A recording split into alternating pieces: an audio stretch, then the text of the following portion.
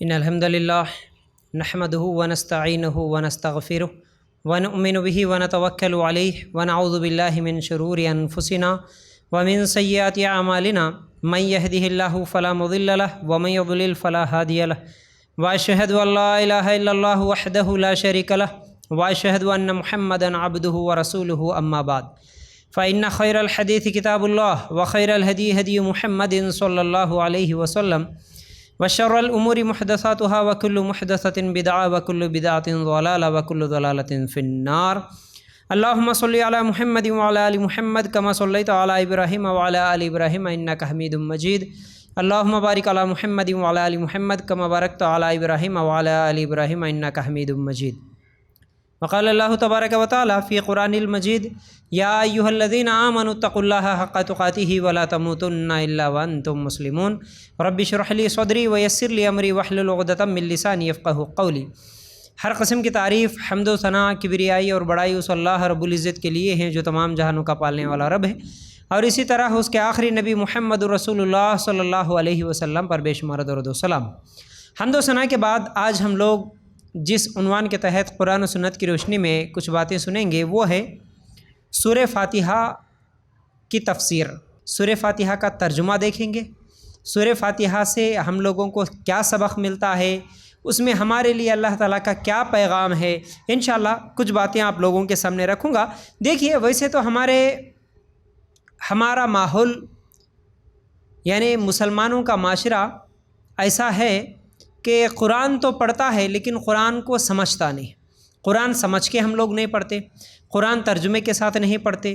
تو یہ اصل میں بہت بڑی غلطی ہے ہم لوگوں کی کہ اللہ تعالیٰ کی طرف سے جو میسیج آیا ہمارے لیے وہ عربی زبان میں ہے.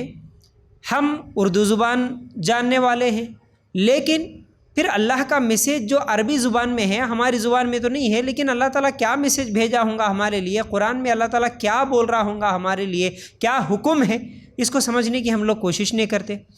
قرآن حالانکہ اتنا آسان ہے کہ ہر زبان میں آج قرآن کے ترجمے موجود ہیں، چاہے وہ اردو ہو، انگریزی ہو، ہندی ہو، تیلگو زبان ہو. ہر زبان میں بات کرنے والے کے لیے آسانی کے ساتھ قرآن مل جاتی ہے. اس کے باوجود بھی ہمارے پاس وقت نہیں ہے کہ ہم قرآن کا ترجمہ پڑھیں. یہ بہت افسوس کی بات ہے. اسی لیے ہم لوگ جب قرآن نہیں پڑھتے، قرآن کو سمجھ کے نہیں پڑھتے، قرآن کا ترجمہ نہیں پڑھتے، تو پھر ہر مسئلے کے لیے، ہر حلال اور حرام چیز کے لیے مولویوں کے اوپر ڈیپینڈ ہونا پڑتا ہے. تو ہر مولوی وہ خود بھی قرآن کا ترجمہ پڑھا ہوا نہیں ہوتا، وہ خود بھی اپنے بڑوں سے کچھ باتیں، سیکھی ہوئی باتیں اس کے ذہن میں رہتی ہے، تو وہ اپنی منمانی جواب دے دیتا ہے. تو بس انہی کے پیچھے لوگ پڑے ہوئے ہیں. اس لیے آج ہمارے سماج میں، ہمارے معاشرے میں ہم دیکھ رہے کئی لوگ شرک میں مبتلا ہے، کئی لوگ بدعتوں میں مبتلا ہے. صحیح کیا ہے، غلط کیا ہے نہیں پہچان سکتے، نہیں معلوم ہے، اس لیے بہت ساری غلطیاں ہو رہی ہے. تو دیکھیے، کم از کم ہم لوگوں کو اتنا تو شعور ہونا کہ ہم نماز میں پڑھنے والی جو صورتیں ہیں چھوٹی چھوٹی، جیسا کہ سورہ فاتحہ ہم ہر نماز میں پڑھتے ہیں، اسی طرح اگر آخری کے 10 سورے ہر نماز میں کیا ہے، ہر مسلمان کو یاد ہے کہ نماز میں یہی 10 سورے کم از کم وہ دور آتا ہے، علم ترا سے لے کے قل اعوذ برب الناس تک. اس میں چھوٹے چھوٹے سورے انا اعطیناہ ہے، اور اسی طرح قل هو اللہ احد ہے، والعصر ہیں. ایسے چھوٹی چھوٹی صورتوں کا بھی اگر ہم لوگ ترجمہ پڑھ لیں، اور نماز میں کم از کم ہم کیا پڑھ رہے ہیں، اللہ اکبر بول رہے اس کا مطلب کیا ہے، سبحان ربی العظیم بول رہے اس کا مطلب کیا ہے، سبحان ربی الاعلیٰ بول رہے اس کا مطلب کیا ہے، التحیات کا ترجمہ اللہم صلی علی اللہم بارک علی اللہم انی ظلمت. تو کم از کم یہ چھوٹی چھوٹی صورتوں کا ترجمہ بھی اگر ہم لوگوں کو یاد رہے تو بہت زیادہ فائدہ ہوگا، اس کا اثر بہت زیادہ ہوگا. تو ہم لوگوں کو کوشش یہ کرنی چاہیے کہ ہم لوگ کم از کم ان صورتوں کا ترجمہ تو بھی یاد کرنے والے بنیں، اور روزانہ معمول یہ بنا لیں. کیونکہ رمضان کا مہینہ شروع ہو گیا ہے الحمدللہ. رمضان کے مہینے میں قرآن سمجھنے کی ہم لوگ کوشش کریں. روزانہ گھر میں صبح فجر کے وقت اگر ٹائم ملتا ہے تو فجر کے وقت، یا کون سے بھی نماز کے بعد، یا کون سے بھی وقت میں، جب کبھی بھی ہم کو وقت ملتا ہے اس وقت میں اگر ہم لوگ رمضان میں یہ کوشش کریں کہ روزانہ کم از کم ایک آدھا گھنٹہ ہی صحیح قرآن ترجمے کے ساتھ پڑھیں گے. یہ اگر ہم لوگ ارادہ کر لیں گے تو اس کا بہت زیادہ فائدہ ہوگا. ورنہ عام طور پر رمضان آیا تو ہم لوگ قرآن پڑھتے جاتے اور لوگوں کو پوچھتے بھی جاتے کہ اجی باجی تم کتنے قرآن ختم کرے، تم کتنے پارے ختم کرے. دیکھیے، پارے ختم کر دینا، جلدی جلدی پڑھ لینا، یا قرآن کی محفلیں کہیں پر ہیں تو وہاں پر جا کے قرآن سن لینا، یہ کافی نہیں ہے. اصل مقصد قرآن کا قرآن کو سمجھنا ہے، قرآن سمجھنے کے لیے اللہ تعالیٰ بھیجا۔ ہاں پڑھنے کا ثواب ملتا ہے، تلاوت کرنے کا ثواب ملتا ہے، لیکن اصل چیز جو ہم کو فائدہ دے گی قرآن سے وہ کب؟ جب ہم قرآن کو سمجھ کے پڑھیں گے۔ جیسا کہ سورہ بقرہ آیت نمبر 185 میں اللہ تعالیٰ کہتا ہے شہر رمضان الذی انزل فیہ القرآن ھدی للناس وبینات من الھدی والفرقان، یہی وہ مہینہ ہے، یعنی رمضان کا ہی مہینہ ہے جس میں اللہ تعالیٰ نے قرآن کو نازل کیا ہے۔ قرآن اترا اسی مہینے میں، لیکن کیوں اترا؟ اللہ تعالیٰ کہتا ہے ھدی للناس، یہ لوگوں کے ہدایت کے لیے ہے قرآن۔ لوگوں کی ہدایت کا مطلب کیا ہے؟ ہدایت، سیدھا راستہ۔ کون سا سیدھا راستہ؟ جو جنت میں لے جانے والا ہے، وہی ایک سیدھا راستہ ہے۔ تو وہ سیدھا راستہ کہاں ہے بول رہا اللہ تعالیٰ؟ قرآن میں ہے بول رہا۔ تو قرآن سیدھا راستہ دکھانے والی ہے، تمام غلط راستوں سے بچا کے جنت میں لے جانے والے سیدھے راستے کو دکھانے والی چیز قرآن ہے۔ اگر ہم اسی قرآن کو نہیں پڑھیں گے، اگر ہم اسی قرآن کو نہیں سمجھیں گے، اسی قرآن کو طوطا مینے کی طرح رٹتے ہوئے کیا ہے پاروں پہ پارے ختم کرتے ہوئے پھر رمضان ختم ہوتے ہی اس کو الماری پہ اگر سجا کے باندھ کے رکھ دیں گے غلافوں میں، تو پھر کیا فائدہ ہوگا؟ نہیں۔ اس لیے قرآن کو سمجھنا ہے۔ قرآن تھوڑا ہی صحیح، جتنا وقت ملا اتنا تھوڑا تھوڑا ہی صحیح ترجمے کے ساتھ پڑھو، غور کرو، فکر کرو، ایک ایک آیت پہ رک کے سوچو۔ ایسی ایسی باتیں اللہ تعالیٰ ہم لوگوں کو سمجھاتا ہے کہ دنیا میں کوئی اور ہم کو وہ باتیں نہیں سمجھا سکتا۔ اتنی اچھی انداز میں اللہ تعالیٰ جو سمجھاتا ہے اتنی اچھی انداز میں دنیا میں کوئی ہم کو نہیں سمجھا سکتا۔ تو اس لیے قرآن سمجھنے کی کوشش کرنا ہے۔ تو چلیے پہلے ہم لوگ قرآن کی فضیلت میں ایک دو حدیثیں دیکھیں گے، یعنی سورہ فاتحہ کی فضیلت میں، پھر اس کے بعد انشاءاللہ ایک ایک آیت میں سمجھانے کی کوشش کروں گا۔ دیکھیے فضیلت یہ ہے کہ ایک حدیث ہے صحیح مسلم میں، اللہ کے رسول صلی اللہ علیہ وسلم کے تعلق سے عبداللہ ابن عباس رضی اللہ تعالیٰ عنہ کہتے ہیں کہ ہم ایک مرتبہ اللہ کے رسول صلی اللہ علیہ وسلم کے ساتھ بیٹھے ہوئے تھے۔ اللہ کے رسول کے ساتھ جب بیٹھے تو اللہ کے رسول صلی اللہ علیہ وسلم نے کہا کہ ایک دن جبرائیل علیہ السلام میرے پاس آئے، اور ایسے آئے کہ اللہ کے رسول صلی اللہ علیہ وسلم کہتے ہیں کہ زوردار آواز آئی، ایک زوردار آواز آئی اور آسمان پھٹا، اور اللہ کے رسول صلی اللہ علیہ وسلم نے سر اٹھا کر دیکھا تو آسمان کا ایک دروازہ کھلا اور وہاں سے ایک فرشتہ زمین پہ آیا، اور یہ وہ فرشتہ تھا آج سے پہلے کبھی زمین پہ نہیں آیا تھا۔ وہ فرشتہ آیا اور اللہ کے رسول صلی اللہ علیہ وسلم کو سلام کیا، اور فرشتے نے کہا کہ میں تمہیں دو نوروں کی خوشخبری دینے کے لیے آیا ہوں۔ دو نوروں کی خوشخبری کیا ہے؟ وہ دو نور، ایک سورہ فاتحہ ہے اور دوسرا سورہ بقرہ کی 2 آیتیں ہیں۔ اور جب کبھی بھی کوئی بھی انسان ان دونوں آیتوں کو، یعنی ان دونوں سورتوں کو، ایک جو ابھی فرشتہ لے کر آیا 2 نور یعنی سورہ فاتحہ اور سورہ بقرہ کی آخری 2 آیتیں، ان دونوں آیتوں کو پڑھ کر جو بھی اللہ تعالیٰ سے مانگے گا اللہ تعالیٰ اس کی دعا کو قبول کرے گا۔ صحیح مسلم میں یہ روایت ہے۔ پھر اس کے علاوہ ایک اور بھی واقعہ آتا ہے، وہ یہ ہے کہ ایک مرتبہ ایک صحابی یعنی کچھ صحابہ جا رہے تھے تو کسی کو بچھو نے ڈس لیا تھا۔ بچھو کے ڈسنے کی وجہ سے، کاٹنے کی وجہ سے وہ لوگ پریشان تھے، تو ایک صحابی گئے اور صرف سورہ فاتحہ دم کرے۔ سورہ فاتحہ کے دم کرنے سے ان کی تکلیف دور ہو گئی۔ تو اس سے بھی ہم لوگوں کو کیا معلوم ہوتا ہے، جب کسی کو کوئی نقصان ہو، کوئی بیماری ہو، کوئی بخار ہو یا کوئی زہریلا جانور ڈس دیا ہو، تو ایسے تمام حالتوں میں ہم سورہ فاتحہ کو دم کرنے کی وجہ سے وہ بیماری، وہ تکلیف دور ہو جاتی۔ تو سورہ فاتحہ شفا بھی ہے، سورہ فاتحہ میں شفا ہے۔ تو جب کبھی بھی کم از کم ہمارے بچوں کو بخار ہی آ جائے تو ہم بار بار سورہ فاتحہ کو ان کے اوپر پڑھتے ہوئے دم کرنے والے بنیں۔ کچھ بھی نہیں آتا، کم از کم سورہ فاتحہ آتا ہے، بس سورہ فاتحہ بار بار پڑھو، بار بار پڑھو، بار بار پڑھو۔ بلکہ کئی علماء کا یہ کہنا ہے ان کی اپنی زندگیوں میں ان کے بچوں کو یا ان کے کبھی ساتھیوں کو، ان کے گھر والوں کو کبھی بھی کوئی بیماری آئی تو زیادہ سے زیادہ سورہ فاتحہ پڑھتے گئے، دم کرتے گئے، تو اس سے بڑی بڑی بیماریاں بھی شفا ہو گئی الحمدللہ۔ تو سورہ فاتحہ کو لازم پکڑ لینا۔ ہم لوگ کیا سمجھتے ہیں، دیکھیے اصل میں ایک مسئلہ یہ بھی ہے کہ سورہ فاتحہ اور سورہ بقرہ اور سورہ بقرہ کی آخری 2 آیتیں، پھر اس کے علاوہ سورہ فلق، سورہ ناس اور سورہ اخلاص، یہ جو صورتیں ہیں یہ بیماریوں کی شفا کے لیے ہے، جادو جناتوں سے بھی بچانے کے لیے یا جادو جنات کو ختم کرنے کے لیے یہ آیتیں ہیں، یہ صورتیں ہیں، ان کی فضیلت آئی ہے، اس کے باوجود بھی لوگ کیا سوال کرتے ہیں؟ نہیں، اگر کوئی خاص دعا ہے تو بتاؤ، اور کوئی خاص وظیفہ رہتے بتاؤ۔ دیکھو، خاص وظیفے اگر نہیں بھی آتے ہو، یاد نہیں بھی ہیں، اور ہر مسئلے کے لیے خاص وظیفوں کے پیچھے پڑھ کے لوگوں سے غلط وظیفے اور جھوٹے وظیفے لے کر اور غلط طریقے سے اس کے اوپر عمل کرنے سے بہتر ہے سورہ فاتحہ کو لازم پکڑ لو، اور یہ جو چھوٹی چھوٹی صورتیں میں بولا معوذتین، تو ان کو بھی اگر آپ لازم پکڑ لیں گے اور بار بار پڑھیں گے، پڑھتے ہوئے بار بار دم کریں گے، تو انشاءاللہ اس کا بہت زیادہ فائدہ ہوگا۔ کئی بیماریوں سے ہم لوگ بچ سکتے ہیں، اور آنے والی بیماریوں سے بھی بچ سکتے ہیں، جو بیماریاں ہیں اس سے شفا بھی مل جاتی ہے۔ تو بہرحال ان صورتوں کو لازم پکڑنا ہے۔ چلو، اس کے بعد سورہ فاتحہ جو ہے یہ 5ویں نمبر کا سورہ ہے، یعنی نازل ہونے کے اعتبار سے ابتدائی دنوں میں جو قرآن شروع میں جو اترا اس میں سے 5 نمبر کا سورہ ہے، اور پوری صورت ایک ہی ساتھ اللہ تعالیٰ نازل کرا تھا۔ یعنی کئی صورتیں ہیں جو ایک ساتھ نازل نہیں ہوئی، تھوڑا تھوڑا کر کے کبھی ایک آیت ایسی نازل ہوئی، لیکن اللہ تعالیٰ سورہ فاتحہ کو پوری کی پوری ایک ساتھ نازل کر دیا۔ ٹھیک ہے، اب ہم لوگ اس کا ترجمہ دیکھیں گے، جیسا کہ الحمدللہ رب العالمین ہم پڑھتے ہیں۔ ترجمہ کیا ہے اس کا ترجمہ یہ ہے کہ سب تعریفیں اللہ تعالیٰ کے لیے ہے جو تمام جہانوں کا پالنے والا ہے۔ الحمدللہ رب العالمین، تمام تعریف اللہ تعالیٰ کے لیے ہے جو تمام جہانوں کا پالنے والا ہے۔ اب اس کا ہم ایک ایک کر کے ان الفاظوں کو سمجھنے کی کوشش کریں گے۔ تو حمد، الحمد، تمام تعریف۔ حمد کسے کہتے ہیں؟ حمد کہتے ہیں تعریف کو بھی اور شکر کو بھی۔ تعریف اور شکر، اس کا مطلب ہے حمد کا مطلب تعریف اور شکر۔ تعریف عام ہے، جیسا کہ زمین کی تعریف، آسمان کی تعریف، ستاروں کی تعریف، کئی چیزوں کی ہم تعریف کرتے ہیں، اور شکر خاص ہے۔ دیکھو، حمد، الحمد ایک لفظ ہے، اس ایک لفظ کو سمجھو۔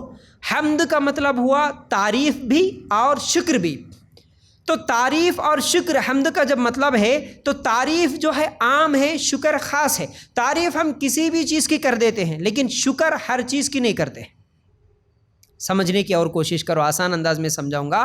تعریف آپ کسی چیز کی اس وقت کر سکتے ہیں جس میں کوئی حسن ہو، کوئی خوبی ہو، آپ کو اس کی خوبی سے کوئی فائدہ ہوا ہو یا نہ ہوا ہو، تب بھی آپ اس کی تعریف کر لیتے ہیں۔ جیسا کہ چلتے چلتے اگر کہیں پر کوئی اچھی گاڑی نظر آ گئی تو آپ اس کی تعریف کرتے ہیں، ارے ماشاءاللہ کیا بہترین گاڑی ہے جی۔ کسی کے گھر کی تعریف کرتے ہیں، کسی کی حسن کی، کسی کی خوبصورتی کی تعریف کرتے ہیں، ارے ماشاءاللہ۔ فنکشن میں چلے گئے، کسی خوبصورت لڑکی کو دیکھ لیے، چھوٹے بچے کو دیکھ لیے، کہیں پر بھی آپ اس کی تعریف کر دیتے ہیں۔ کسی کے کپڑوں کی تعریف کر دیتے ہیں، کسی کے زیورات کی تعریف کر دیتے ہیں۔ تو تعریف اس کی کرتے ہیں جس سے آپ کا کوئی فائدہ ہوا ہو یا آپ کا کوئی فائدہ نہ ہوا ہو، آپ کسی کی بھی تعریف کر دیتے ہیں۔ چلتے پھرتے کہیں پر بھی کوئی بھی چیز دکھ گئی، آپ اس کی تعریف کر لیتے ہیں۔ لیکن شکر کس کی کرتے ہیں؟ جس سے آپ کا کوئی فائدہ ہوا ہو، اسی کا آپ شکر کرتے ہیں۔ مثال کے طور پر اگر ایک گلاس پانی آپ کو پلا دے، پانی پینے کے بعد شکریہ جی بولیں گے آپ، ہے نا؟ تو آپ کو فائدہ ہوا تو ہی شکریہ ادا کریں گے۔ آپ کے اگر مشکل وقت میں آپ کو کوئی اچھا مشورہ دے دے، مشکل وقت میں آپ کو کوئی پیسوں سے مدد کر دے، آپ کہیں پر گر گئے، کوئی چیز گم ہو گئی ہے، وہ چیز لا کے دے دے، یعنی آپ کا ہیلپ کرنے والا جو ہے، آپ کی مدد کرنے والا جو ہے، آپ اسی کا شکر ادا کریں گے۔ تو اس لیے شکر خاص ہے، حمد عام ہے۔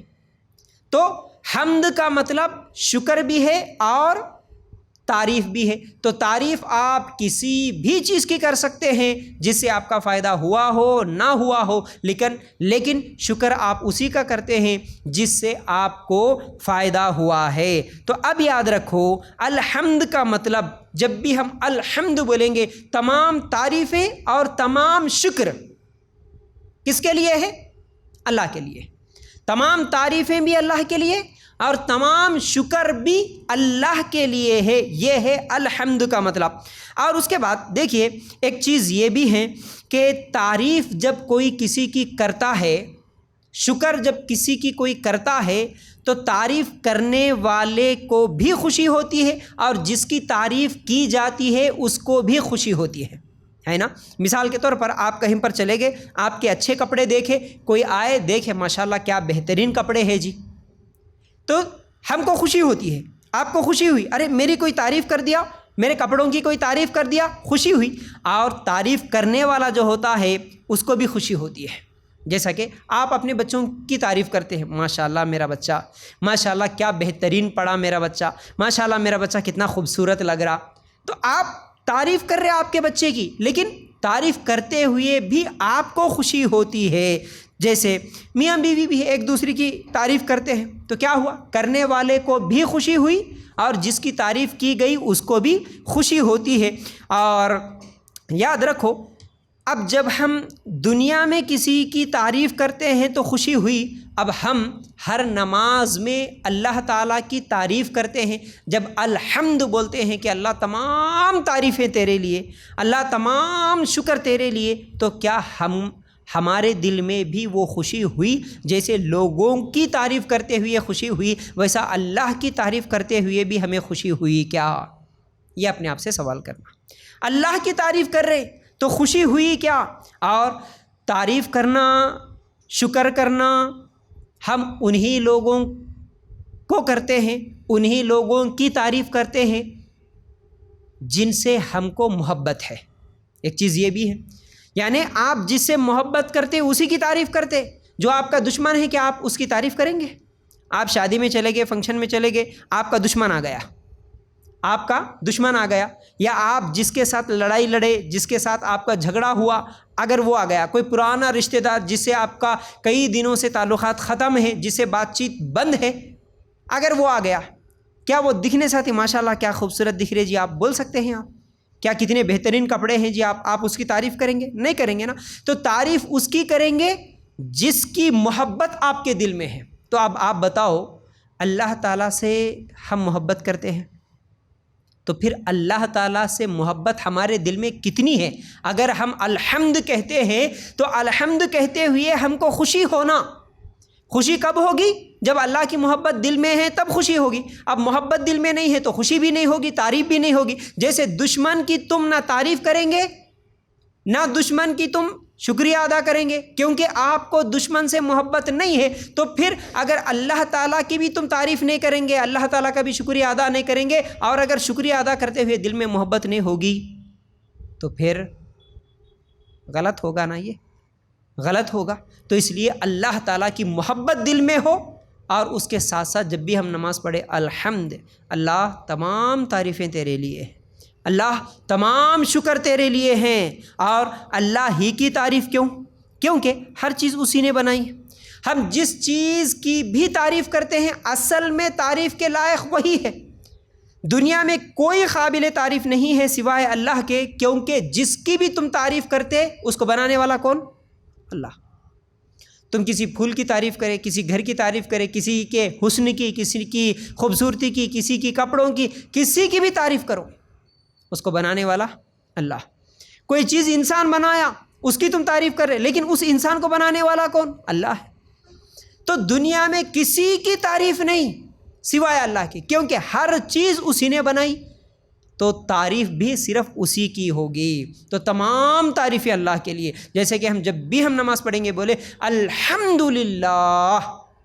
الحمدللہ کا مطلب تمام تعریفیں ایک اللہ کے لیے، اسی اللہ کے لیے ہے، کیونکہ اسی نے ہر چیز بنائی۔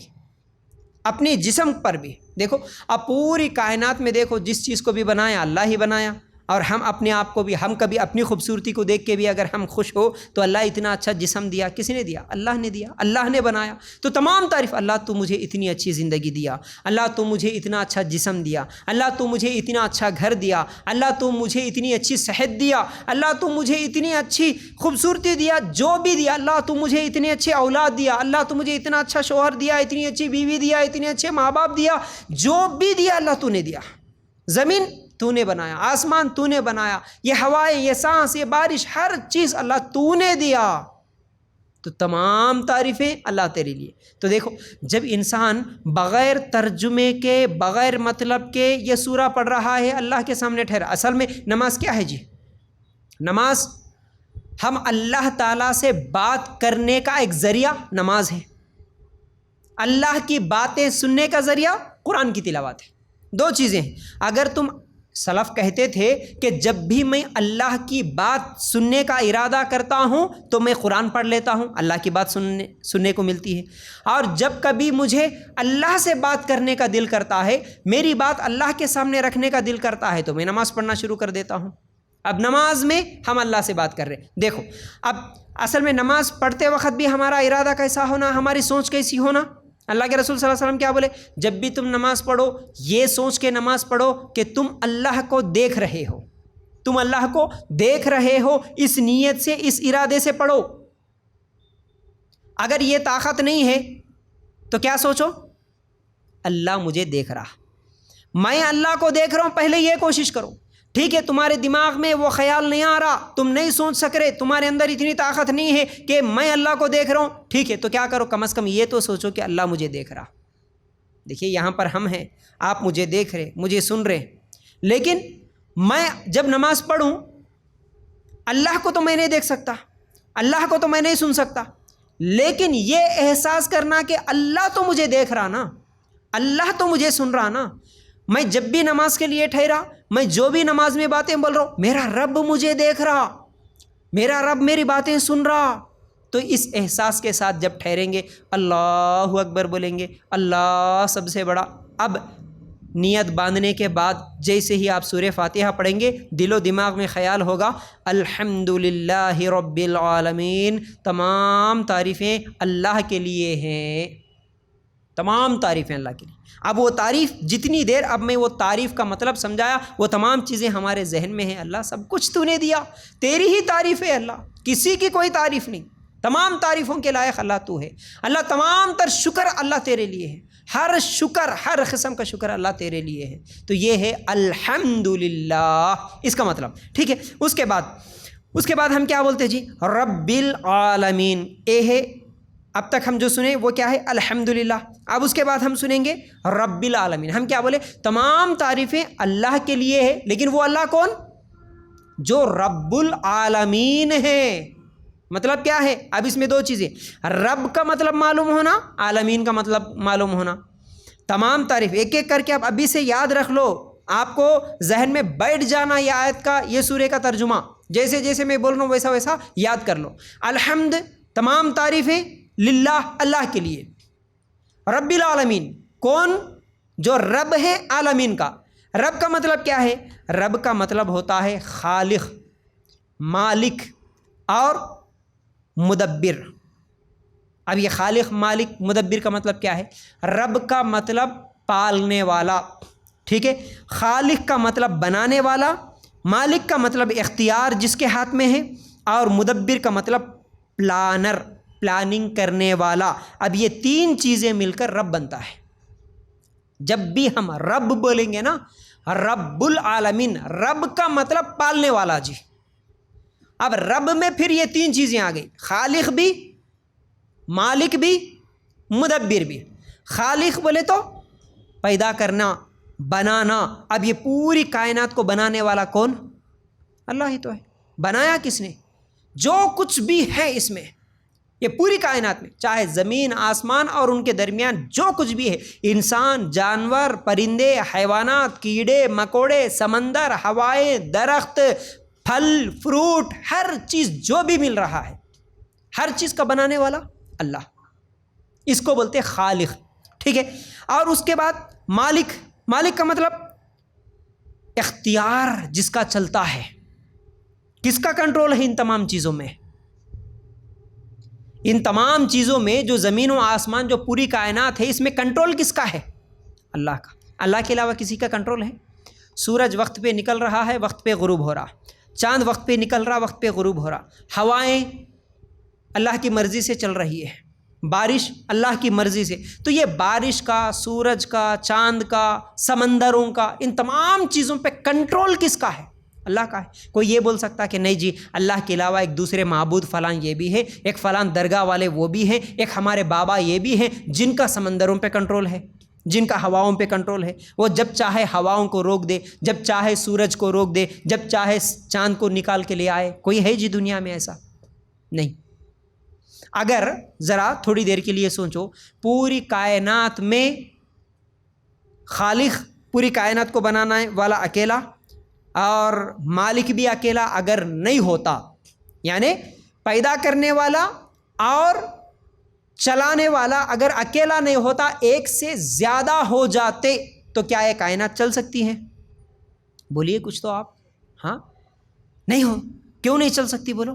دیکھیے مثال کے طور پر ایک بس ہے، سمجھو ایک بس کا ڈرائیور ایک ہی ہے، اگر دونوں ڈرائیور ہوتے ایک بس نہیں چل سکتی. صرف یہ ادھر گھمائے گا وہ ادھر گھمائے گا، ایکسیڈنٹ ہو کے مر جائیں گے. صرف ایک گاڑی نہیں چل سکتی جی، ایک کار نہیں چل سکتی، ایک ڈرائیور کے علاوہ دو ہوتے تو یہ پوری کائنات میں ایک اللہ کے علاوہ اگر کئی خدا کئی معبود ہوتے تو یہ کائنات بھی نہیں چل سکتی تھی، یہ کائنات بھی نہیں چلتی. اس لیے کوئی معبود نہیں، کوئی اللہ کے علاوہ دوسرا خدا نہیں، کوئی درگاہ والے، کوئی پیر، کوئی بابا نہیں. پیدا کرنے والا بھی صرف ایک اور چلانے والا بھی صرف ایک ہے، اکیلا ہے اس پوری کائنات کو چلانے والا. اور اس کے بعد دیکھیے مدبر، پلانر بولتے ہیں اس کو، پلاننگ کرنے والا. پلاننگ کا مطلب زمین کیسے رہنا، پلاننگ ایک اللہ کی تھی. آسمان کیسا رہنا، پلاننگ اسی ایک اللہ کی مرضی تھی.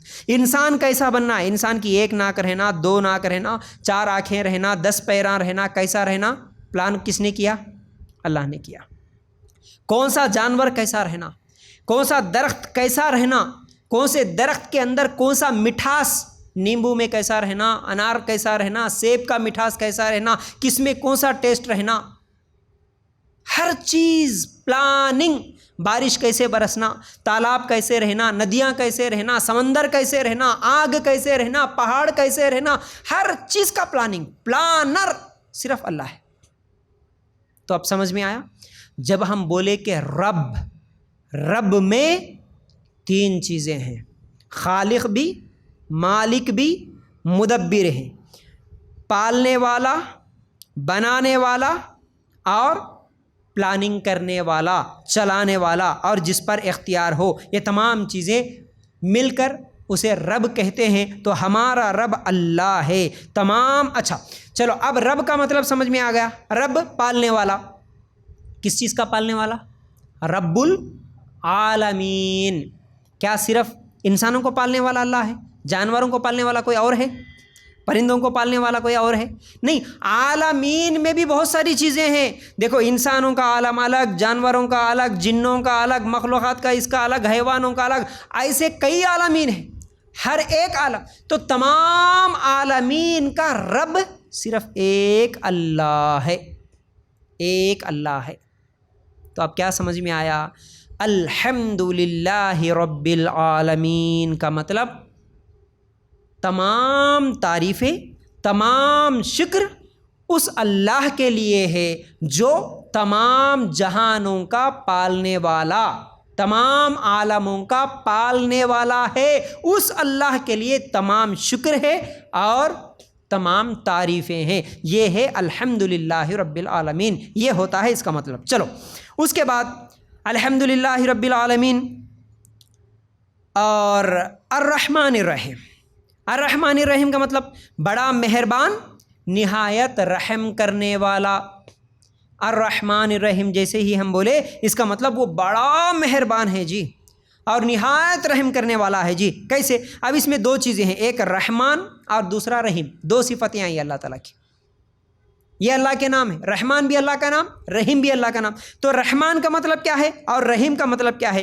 دیکھو رحمان جس میں کوئی کنڈیشن نہ ہو، انکنڈیشنل، اور رحیم وہ ہے جو کنڈیشن کے ساتھ کسی کے اوپر رحمت بھیجتا ہو. یہ 2 بھی اللہ تعالیٰ کی رحمت بھیجنے والا اللہ ہے. رحمت، رحمان بھی اور رحیم بھی. لیکن رحیم کچھ کنڈیشنوں کے ساتھ اور رحمان جو ہے بغیر کنڈیشن کے رحمت کرنے والا. کیسے؟ دیکھیے بارش ہے، ہوا ہے، سورج کی روشنی ہے اور رزق دینا ہے. یہ تمام چیزیں اللہ تعالیٰ دنیا میں مسلمان کو بھی دیتا اور غیر مسلم کو بھی دیتا، اللہ کو ماننے والے کو بھی دیتا، اللہ کو نہیں ماننے والے کو بھی دیتا، اللہ کو گالیاں دینے والے کو بھی دیتا، اللہ سے محبت کرنے، ہر ایک کو اللہ تعالیٰ انکنڈیشنل، بغیر کسی کنڈیشن کے اللہ تعالیٰ ہر ایک کو کھلا رہا، پلا رہا، زندگی دے رہا، بارش برسا رہا، ہوائیں دے رہا، سب کچھ دے رہا. کافروں کو بھی دے رہا، مسلمانوں کو بھی دے رہا، عیسائیوں کی بھی دے رہا، یہودیوں کی بھی دے رہا، ہر ایک کو دے رہا اللہ تعالیٰ. اسے کہتے ہیں اللہ تعالیٰ کی یہ صفت رحمان، وہ رحمان ہے جی، رحمان ہے، ہر ایک کو دیتا ہے، ہر ایک کے اوپر اللہ تعالیٰ کی رحمت ہے۔ لیکن رحیم اس کی یہ صفت ہے جو کل قیامت کے دن خاص مسلمانوں پر ہوگی۔ رحیم اللہ تعالیٰ صرف قیامت کے دن مسلمانوں کے اوپر اپنی رحمت جو نازل کرے گا۔ کیسے؟ اللہ تعالیٰ کل قیامت کے دن صرف اور صرف مومنوں پر اپنی رحمت کرے گا۔ اور کیسی رحمت کرے گا؟ اللہ تعالیٰ اب قیامت کے دن کافروں کو معاف نہیں کرے گا، لیکن مومنوں کو اللہ تعالیٰ معاف کرے گا۔ اور اللہ تعالیٰ کیسے کیسے معاف کرتا؟ ہم کتنی حدیثیں سنیں اللہ تعالیٰ کی رحمت کے تعلق سے، ہم کتنی حدیثیں سنتے ہیں۔ دیکھو، ایک مرتبہ اللہ کے رسول صلی اللہ علیہ وسلم نے کہا تھا کہ اے لوگو، اللہ تعالیٰ کی رحمت کے 100 حصے ہیں، اللہ تعالیٰ کی رحمت کے 100 حصے ہیں، ان میں سے ایک حصہ اللہ تعالیٰ دنیا میں بھیج دیا، صرف ایک حصہ دنیا میں بھیج دیا، باقی 99 حصے اللہ تعالیٰ اپنے پاس رکھ لیا۔ ذرا سوچو، اس بات پر غور کرو، ذرا اس حدیث کو سمجھنے کی کوشش کرو۔ اللہ تعالیٰ کے پاس رحمت کے 100 حصے ہیں، تو 100 حصوں میں سے صرف ایک حصہ دنیا میں بھیج دیا۔ وہ ایک حصہ کیا ہے معلوم ہے؟ اب دنیا میں جو بھی جس سے بھی محبت کر رہا، وہ تمام محبتیں اللہ کی رحمت کا ایک حصہ ہے۔ ایک ماں اپنے بچے سے محبت کر رہی، بچے اپنے ماں باپ سے محبت کر رہے، میاں بیوی ایک دوسرے سے محبت کر رہے، بھائی بھائی ایک دوسرے سے محبت کر رہے، بھائی بہنیں ایک دوسرے سے محبت کر رہے، ایک انسان دوسرے انسان سے محبت کر رہا، ایک جانور دوسرے جانور سے محبت کر رہا، ایک کوے کا بچہ، ایک کوا، ایک چڑیا، ایک درندہ پرندہ، کوئی بھی ہو، وہ اپنے بچوں سے محبت کرتا ہے۔ جب وہ گھونسلے میں ہوتا ہے تو ڈھونڈ کے لے کے آ کے اس کو کھلاتا ہے دانا۔ تو یہ دنیا میں جو بھی محبت ہے، جو بھی محبت، پرندوں کی، حیوانوں کی، جانوروں کی، انسانوں کی، جو بھی ایک دوسرے کے اوپر جو محبت کر رہے، یہ تمام محبتیں اللہ کی رحمت کا ایک حصہ ہے، صرف ایک حصہ۔ باقی 99 حصے کہاں ہیں؟ اللہ کے پاس ہے۔ تو وہ باقی 99 حصے اللہ تعالیٰ کب ظاہر کرے گا؟ قیامت کے دن۔ وہ بھی کس کے لیے؟ صرف مومنوں کے لیے۔ تو سوچو اللہ تعالیٰ کی محبت کا ایک حصہ جو دنیا میں ہے، وہ ایک حصہ ہی اللہ تعالیٰ ہم کو یہ تمام چیزیں جو دنیا کے عیش و آرام، چین و سکون کی زندگی جو کچھ بھی دے رہا، اللہ تعالیٰ ہمارے لیے ماں باپ کا انتظام کر دیا، ہر چیز کا انتظام کر دیا، اس کے ایک محبت کی، ایک رحمت کے ایک حصے کی وجہ سے کل قیامت کے دن اللہ تعالیٰ اتنی رحمت کے 99 حصے جو ہمارے اوپر انڈیل دے گا۔ اسی لیے کل قیامت کے دن اللہ تعالیٰ کیا کہے گا؟ اللہ تعالیٰ کیسا معاف کرے گا؟ 99 آدمیوں کو قتل کرنے والا بھی صرف ایک مرتبہ توبہ کر لیا تو اللہ تعالیٰ اس کو معاف کر دیا۔ زندگی بھر زنا کرنے والی عورت ایک مرتبہ صرف پیاسے کتے کو پانی پلانے کی وجہ سے اللہ تعالیٰ اس کے تمام گناہوں کو معاف کر کے اس کو جنت دے دیا۔ زندگی بھر گناہ پہ گناہ کرتے چلے گیا، لیکن مرنے سے پہلے توبہ کی اگر توفیق مل گئی، سچی توبہ کر کے اگر مر گیا، تو اس کی زندگی کے تمام گناہوں کو اللہ تعالیٰ معاف کر دیا۔ اسی لیے اللہ تعالیٰ قرآن میں کہتا ہے لا تقنطوا من رحمت اللہ، اللہ کی رحمت سے مایوس نہیں ہونا، کتنے بھی گناہ کرے ہوں گے لیکن سچی توبہ کر لو، سچی توبہ ایک مرتبہ کر لو، اللہ تعالیٰ تمام گناہوں کو جب معاف کرنے والا ہے تو یاد رکھو یہ تمام گناہ اللہ تعالیٰ کیسے معاف کرے گا؟ کیوں معاف کرے گا؟ کیونکہ اللہ تعالیٰ ہم سے اتنی زیادہ محبت کرتا ہے کہ وہ 99 رحمت کے حصے اپنے پاس رکھا ہے، اس لیے اللہ تعالیٰ معاف کر دیتا ہے۔ ہم سمجھتے ہیں دنیا میں ہماری ماں ہی ہم کو سب سے زیادہ محبت کرتی ہے، ماں ہی سب سے زیادہ محبت کرتی ہے، لیکن ماں ایک بچے سے جو محبت کرتی ہے وہ اللہ تعالیٰ کی رحمت کے ایک حصے کا ایک ٹکڑا ہے۔ صرف دنیا کے تمام رحمت کے تمام محبتوں کے حصوں میں وہ صرف رحمت کا ایک حصہ اللہ تعالیٰ دنیا میں ڈالا، اس میں سے ایک چھوٹا سا ٹکڑا ہے جو ایک ماں اپنے بچے سے محبت کرتی، تو اس کے مقابلے میں 99 رحمت کے حصے اللہ اپنے پاس رکھ لیا، تو اللہ ہم سے کتنی محبت کرتا ہوں گا؟ یہ سوچو، اللہ ہم سے کتنی محبت کرتا ہوں گا۔ تو اس لیے جب بھی ہم نماز پڑھے الرحمن الرحیم، میرا رب ہے جو رحمان ہے، جو رحیم ہے، جو مجھ سے بہت محبت کرتا ہے، میری ماں سے بڑھ کر محبت کرتا. ماں سے کیا، ماں کی ایک محبت ہے، اس سے بڑھ کر کتنے لاکھوں کروڑوں حصے اللہ تعالیٰ مجھ سے محبت کرتا ہے. تو اس لیے اللہ کی رحمت سے مایوس نہیں ہونا اور اللہ تعالیٰ سے ہمیشہ محبت کرنا، کیونکہ وہ اللہ مجھ سے اتنی زیادہ محبت کرتا ہے. پھر اس کے علاوہ اللہ تعالیٰ کیسے کیسے معاف کرتا ہے، کیسے کیسے معاف کرتا ہے. اگر اللہ کے معافی کے ہم لوگ اگر واقعات دیکھیں تو قرآن و حدیث میں کئی واقعات ہیں. جیسا کہ موسیٰ علیہ السلام کے 70 سال کا گناہ گار ہے. کئی مرتبہ سنیں. ایک مرتبہ موسیٰ علیہ السلام بارش نہیں ہو رہی بلکہ اللہ تعالیٰ سے دعا مانگنے کے لیے چلے گئے. دعا مانگ رہے، اللہ تعالیٰ نے کیا کہا، آئے موسیٰ میں بارش برساؤں گا، تیری دعا قبول کروں گا، لیکن تو جن لوگوں کو لے کے آیا ان لوگوں میں سے ایک 70 سال کا گناہ گار ہے، جب تک وہ تیری مجلس سے نہیں ہٹے گا، اس کی وجہ سے میں بارش کو روک لیا تھا، اس کو یہاں سے نکال دے، میں کیا کروں گا، بارش برساؤں گا. تو موسیٰ علیہ السلام آئے، اعلان کرے، اے لوگو بارش برسے گی، لیکن اللہ تعالیٰ نے کہا کہ تم میں سے کوئی ایک 70 سال کا پاپی ہے، 70 سال سے گناہ کر رہا ہے، اس کی وجہ سے اللہ تعالیٰ بارش روک لیا، وہ مجلس سے نکل گیا تو اللہ تعالیٰ بارش برسائے گا. وہ کون ہے، خود ہی نکل جائے. وہ کون ہے، خود ہی نکل جائے. اب اتنے لوگ بیٹھے ہوئے ہیں، اگر اس میں سے وہ ایک آدمی اٹھ کے چلے جاتا تو لوگوں کو معلوم ہوتا، ارے 70 سال سے گناہ کر رہا ہے، یہ ہے اصل بدماش، یہ ہے گناہ گار، اس کی وجہ سے ہمارے اوپر بارش نہیں ہو رہی تھی، اس کی وجہ سے یہ عذاب تھا. لوگوں کو معلوم ہو جاتا تو اس کو شرمندگی محسوس ہوئی، اللہ اتنے لوگوں میں اکیلا نکل گیا تو میرا کیا ہوگا. اس لیے اس نے کیا کہا، دل ہی دل میں. حالانکہ سب ایک جگہ بیٹھے ہوئے ہیں، اگر وہ صرف زبان سے ہی کہہ دیتا کہ میں ہی گناہ گار ہوں تو بھی لوگوں کو معلوم ہو جاتا. اس لیے ہاتھ اٹھا کے کم از کم دعا بھی کر لیتا. سوچو ذرا، سوچو، اللہ سے ہاتھ اٹھا کے دعا کر کے فوراً اللہ وہ 70 سال کا گناہ گار میں ہی ہوں، اللہ مجھے معاف کر دے. اگر ہاتھ بھی اٹھاتا تو بازو میں بیٹھے ہوئے لوگوں کو معلوم ہو جاتا یہ ہے اصل 70 سال کا گناہ گار. تو اس لیے اس نے کیا کیا، نہ ہاتھ اٹھا کے دعا کیا، نہ اس مجلس سے اٹھ کے باہر گیا، صرف کیا کرا، دل ہی دل میں. اس کے بازو میں جیسے بیٹھے ہوئے لوگ ہیں ویسے ہی بیٹھ کے تھا، کچھ بھی الگ سے نہیں کرا، نہ ناک رگڑا، نہ گالوں پہ مار لیا، نہ توبہ کر لیا، نہ ہاتھوں کی حرکت کرا، نہ چہرے سے کوئی، نہ آنکھوں سے کوئی ایکسپریشن، کچھ بھی نہیں، صرف دل ہی دل میں اللہ تعالیٰ سے مانگ لیا، اللہ وہ 70 سال کا پاپی میں ہی ہوں، اللہ وہ 70 سال کا گناہ گار میں ہی ہوں، اللہ تو مجھے معاف کر دے، اللہ آئندہ میں گناہ نہیں کروں گا، اللہ میں توبہ کرتا ہوں، اللہ اتنے لوگوں کے سامنے اگر میں اٹھ کر چلے جاؤں گا تو ذلیل ہو جاؤں گا نا، اللہ اب سچی توبہ کر لیتا ہوں، آئندہ گناہ نہیں کروں گا، اللہ تو بارش برسا. دل ہی دل میں اس نے توبہ کر لیا، اللہ تعالیٰ فوراً بارش نازل کر دیا.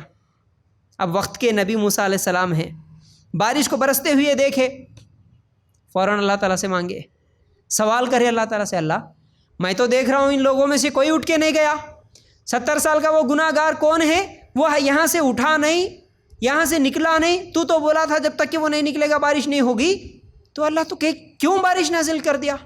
تو اللہ تعالیٰ نے کہا، اے موسیٰ تو نہیں جانتا، وہ جو 70 سال کا پاپی ہے، وہ جو گناہ گار ہے، اس نے سچی توبہ کر لی، بس مجھ سے معافی مانگ لیا، میں اس کی توبہ کو قبول کر لیا اور میں بارش برسا دیا. اللہ تعالیٰ سے موسیٰ علیہ السلام کہتے ہیں، اللہ ٹھیک ہے وہ نہیں نکلا، وہ معافی مانگ لیا، لیکن کم از کم وہ کون ہے، اس کا نام تو مجھے بتا دے. اللہ تعالیٰ نے کیا کہا، اے موسیٰ 70 سال سے اس کے گناہوں پر میں پردہ ڈالتا گیا، اب وہ توبہ کر کے میرا سچا بندہ بن گیا، وہ توبہ کر کے میرے قریب آ گیا، تو اب میں اس کا نام بتا کے اس کو ذلیل کر دوں. 70 سال سے اس کے گناہوں کے اوپر میں پردہ ڈالتے گیا، اس کو چھپاتے گیا، جب وہ گناہ کرا تھا تب اس کو میں ظاہر نہیں کرا، اب تو توبہ کر لے کے پاک و صاف بن گیا، نیک بن گیا، اب میں اس کا نام کیسے ظاہر کروں، میں اس کے گناہوں کو معاف کر دیا، میں نہیں بتاؤں گا. یہ اللہ کی محبت ہے، یہ اللہ تعالیٰ کی محبت ہے. اس لیے سچی توبہ کر لینا ہے، ہمیں گناہوں سے معافی بھی مانگنا ہے، تو الگ سے کوئی ناک رگڑنے کی ضرورت بھی نہیں ہے. توبہ کرتے رہو، استغفار کرتے رہو، اللہ تعالیٰ سے معافی مانگتے رہو. یہ رمضان کا بہترین موقع ہے ہمارے لیے، شیاطین بھی دور ہو گئے، شیاطین بھی بند ہو گئے، بہکانے والا بھی نہیں ہے. اس لیے رمضان شروع ہوا، آج پہلا روزہ ہے. ہم جب بھی دعا کریں سب سے پہلے ہم اللہ تعالیٰ سے معافی مانگ لینے والے بنے، سچی توبہ کر لینے والے بنے. اللہ اتنے دنوں سے اگر ہمارے گناہ کیا ہوئے، صبح سے لے کر اب تک ہم کیا کریں، ہم کو یاد نہیں ہے، ہم کو نہیں معلوم ہم کیا غلطیاں کریں. اللہ تعالیٰ کل قیامت کے دن اگر سوال کرنے لگ جائے، اسی لیے اللہ کے رسول صلی اللہ علیہ وسلم نے کیا کہا تھا، اللہ تعالیٰ کسی سے اگر سوال کر لیا کہ اے میرے بندے فلاں گناہ تو نے کیوں کیا، تو وہ برباد ہو گیا، ختم، وہ برباد ہو گیا. اللہ سوال کر لیا تو برباد ہو گیا. ہمارے پاس اللہ کے سوال کا جواب نہیں ہے۔ آج صبح سے دوپہر تک کیا کرے، اگر اللہ تعالیٰ ہم سے سوال کر لے تو ہم حساب دے سکتے کیا جی؟ کتنا پانی پیے، کتنا نہانے کے لیے استعمال کرے، کتنی سورج کی روشنی استعمال کر لیے، کتنی سانسیں لیے، کتنی ہوا تم کو ضرورت پڑی، کتنی سانس لیے۔ اگر اللہ تعالیٰ اس طرح سوال کر لے صبح سے لے کے اب دوپہر تک کتنا ہم اللہ تعالیٰ کی نعمتوں کا استعمال کریں، ہمارے پاس کوئی جواب ہے؟ کوئی جواب نہیں ہے، ہمارے پاس کوئی جواب نہیں ہے۔ اس لیے اللہ تعالیٰ بغیر سوال کے ہم کو اگر یہ کہہ دے کہ جا میرے بندے جنت میں چلے جا، الحمدللہ ہم بچ گئے۔ تو اسی لیے اللہ تعالیٰ کا جو سوال کرنے کا جو انداز ہے نا، اصل میں وہ صرف ایک پیشی ہے سمجھو ہماری۔ قیامت کے دن اللہ کے سامنے ٹھہرنا ہے، صرف پیشی ہے۔ اللہ کے سامنے ہم ٹھہریں گے، اللہ بول دیں گا جا جنت میں، الحمدللہ ہم بچ گئے۔ لیکن اللہ اگر بولیں گا کہ اے میرے بندے، اے میری بندی، فلاں دن تو نے یہ گناہ کیوں کیا، کیوں کا ہمارے پاس جواب نہیں ہے۔ کیوں فلاں دن نماز چھوڑے، کیوں کا سوال کا جواب ہمارے پاس نہیں ہے۔ اس لیے دعا بھی کرنا ہے تو اللہ ہمیں بغیر حساب کے جنت میں داخل کر، یہی دعا کرتے رہنا، بغیر حساب کے اللہ تعالیٰ ہمیں جنت دے دے۔ تو بہرحال یہ ہے رحیم اور رحمان کا مطلب۔ دنیا میں وہ رحمان ہے، اس کی صفت رحمانیت کی صفت ہے، اسی لیے سب لوگ کھارے پیرے، اور رحیم جو اللہ تعالیٰ کی صفت ہے وہ خاص مومنوں پر ہوگی۔ ٹھیک ہے، اس کے بعد کیا ہے جی؟ الرحمن الرحیم مالک یوم الدین۔ اس کے بعد ہم کیا پڑھ رہے؟ مالک یوم الدین کا مطلب کیا ہے؟ بدلے کے دن، یعنی قیامت کے دن کا مالک ہے۔ اب یہاں سوچنے کی بات ہے، فوراً رحمان اور رحیم کی صفت بیان کرنے کے بعد اللہ تعالیٰ فوراً قیامت کی یاد دلا رہا۔ مالک یوم الدین بھی ہے، وہ قیامت کے دن کا مالک بھی ہے۔ کیسا قیامت کے دن کا مالک ہے؟ قیامت کے دن کے تمام اختیارات اللہ کے پاس ہیں۔ دیکھو، قیامت کے دن وہ مالک ہے، تو کیا اب دنیا میں اللہ تعالیٰ مالک نہیں ہے؟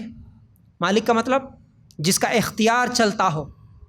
قیامت کے دن تو صرف اللہ کا اختیار چلتا ہے، کیا دنیا میں اللہ کا اختیار نہیں چلتا؟ نہیں جی، دنیا میں بھی اللہ کا اختیار چلتا ہے، لیکن اللہ تعالیٰ دنیا میں لوگوں کو بھی امتحان کے لیے کچھ اختیارات دیا، آپ کو بھی دیا اور ہم کو بھی دیا۔ کیسے؟ کسی کو عہدہ دیا، کسی کو مال دیا، کسی کو کرسی دیا، کسی کو کوئی پاور دیا، کسی کو کوئی بڑا جاب دیا، کچھ بھی دیا، یا کم از کم کسی کو گھر کا بڑا بنایا، تو آپ کے پاس اختیار ہے۔ کسی کو اور کچھ بھی نہیں تو ایک اپنا 6 فٹ کا جسم ہی دیا۔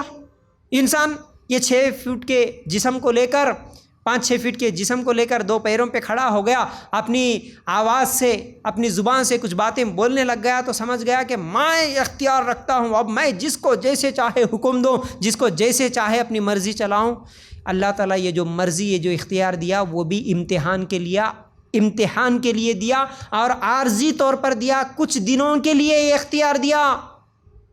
ایک دن موت آئے گی، مر جائیں گے، قیامت کے دن ٹھہریں گے، اس دن کیا ہمارا اختیار چلتا ہے؟ اس دن کیا ہماری مرضی چلتی ہے؟ اس دن کیا ہمارے پیسوں کا پاور، ہمارے جسمانی قوت کا پاور، یا کسی ڈگری کا پاور قیامت کے دن چلے گا؟ ہمارا کچھ بھی نہیں چلتا۔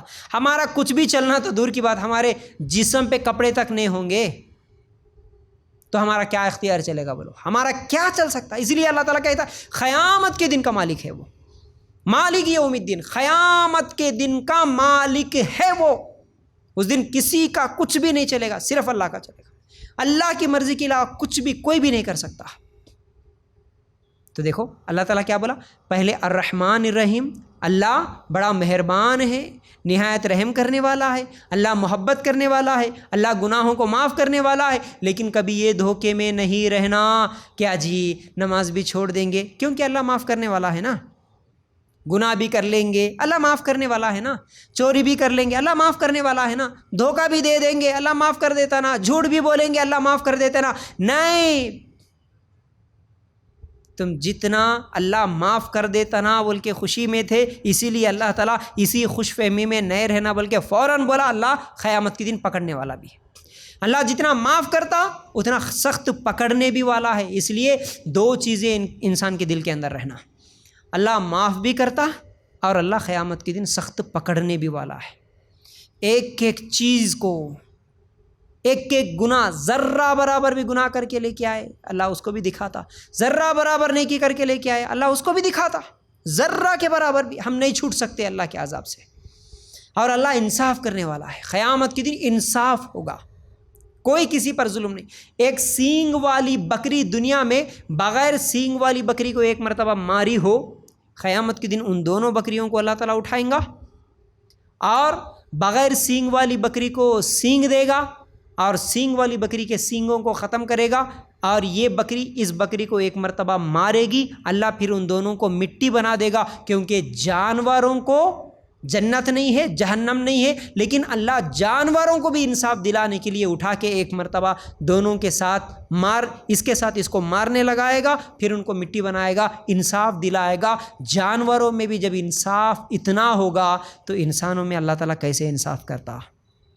اس لیے اللہ سے ڈرتے رہنا، کوئی ساس کسی بہو پر ظلم نہ کرے، کوئی بہو کسی ساس پر ظلم نہ کرے، کوئی انسان کسی انسان پر ظلم نہ کرے، کوئی کسی پر ظلم نہ کرے۔ ظلم کریں گے دنیا میں، یہ سوچیں گے کہ ہم تو بچ جائیں گے، ہمارے پاس طاقت ہے، ہمارے پاس پاور ہے، ہم کو کون سوال کرے گا، ہم سے کون پوچھے گا، ہم تو بچ جائیں گے۔ ارے دنیا میں تو بچ جائیں گے لیکن قیامت کے دن نہیں بچ سکتے، اور دنیا میں انصاف ملے گا بھی نہیں ہر ایک کو۔ میں کئی مرتبہ مثال دیتا ہوں، ایک آدمی کو قتل کر دیا تو اس کو زیادہ سے زیادہ سزا دیں گے، اس کو بھی قتل کر دیں گے برابر، لیکن ہم دیکھتے ہیں فلسطین کے مسلمان، سیریا کے مسلمان، جن کو لاکھوں کی تعداد میں، ہزاروں کی تعداد میں آج یہودی مار رہے ہیں، تو یہ لاکھوں کے مسلمانوں کو قتل کرنے والے کو کیا سزا دے سکتی ہے دنیا میں؟ اس کی کوئی سزا نہیں ہے، انصاف نہیں مل سکتا۔ تو اسی لیے اللہ تعالیٰ قیامت کے دن انصاف دلائے گا۔